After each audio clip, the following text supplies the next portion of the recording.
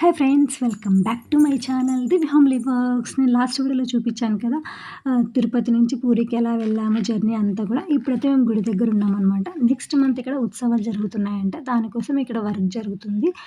మనకి రథం అంతా కూడా రెడీ చేసుకుంటాం అనమాట. మీకు ఈ వీడియోలో చూస్తే అర్థమవుతుంది. 3 రథంలు అంతా కూడా రెడీ చేస్తూ ఉన్నారనమాట. మేము వెళ్ళేపాటికి 6:37 అయిందనమాట గుడి దగ్గరికి. కాబట్టి చాలా పీస్ఫుల్ టైం కదా అది. ఈవినింగ్ అంతా లైట్స్తో టెంపుల్ అయితే చాలా కలర్ఫుల్గా చాలా బాగా అనిపించింది.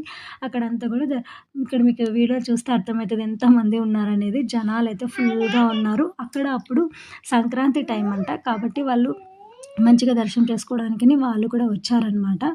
ఫుల్ రష్ ఉంది. లోపల ఎంత విశాలంగా ఉందో గుడి అంటే అంత విశాలంగా ఉంది. కానీ కొద్దిగా మెయింటెనెన్స్ చేస్తే చాలా మంచిగా దర్శనం అవుతుంది. కానీ అక్కడ మెయింటెనెన్స్ లేవడం వల్ల వందల మంది ఊరికి క్యూ లేకుండా గుంపులు గుంపులుగా పోయేసి అసలు సరిగ్గా దర్శనం కాలేదనిపించింది అనమాట. కాబట్టి మేము తర్వాత వెళ్ళి మండే కూడా వెళ్ళి మార్నింగ్ మళ్ళీ ఇంకొకసారి దర్శనం చేసుకున్నాము.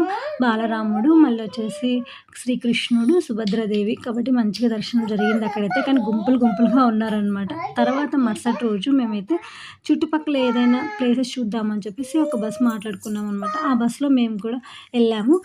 సన్ టెంపుల్ చూద్దాము అని చెప్పేసి వెళ్ళామన్నమాట. సన్ టెంపుల్ కంటే ముందు మనకి ఇక్కడ ఒక బీచ్ వస్తుంది. ఆ బీచ్లో ఒక 15 మినిట్స్ మాత్రమే టైం స్పెండ్ చేయాలి అన్నారనమాట వాళ్ళు.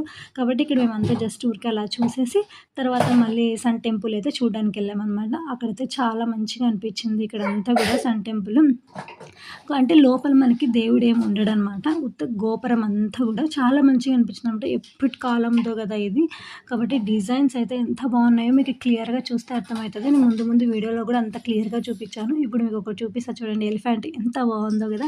తర్వాత కూడా మేము ఇంకా ఇక్కడ ఫొటోస్ తీసుకోవడానికి అంతా కూడా మనకి అలో ఉంటుంది కదా, కాబట్టి లోపల కూడా మేము అంతా కూడా మంచిగా ఇక్కడ ఫొటోస్ తీసుకున్నాం అనమాట. దీని స్టోరీ అయితే చాలా బాగుంది, కానీ గైడ్ చెప్పారనమాట. అంతా కూడా హిందీలో చెప్పడం వల్ల కొద్దిగా మనకి అర్థం కాక ఉన్నిందనమాట.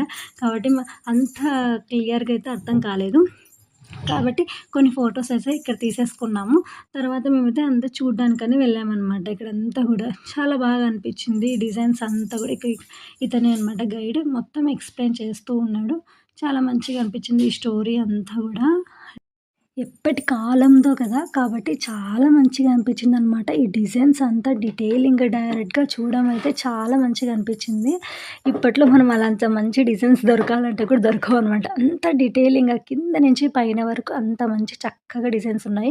మనకి 10 రూపీస్ నోట్ పైన ఏదైతే చక్రం ఉంటుందో సేమ్ యాజ్ ఇట్ ఈస్గా ఇక్కడ అదే ఉంటుందన్నమాట. అదే డిజైన్ మనకి 10 రూపీస్ నోట్ పైన ఉందన్నమాట. కాబట్టి చుట్టూ కూడా అవే చక్రాలే చూసాం. తర్వాత ఛాయాదేవిని కూడా దర్శనం చేసుకున్నాం అనమాట. Okay friends.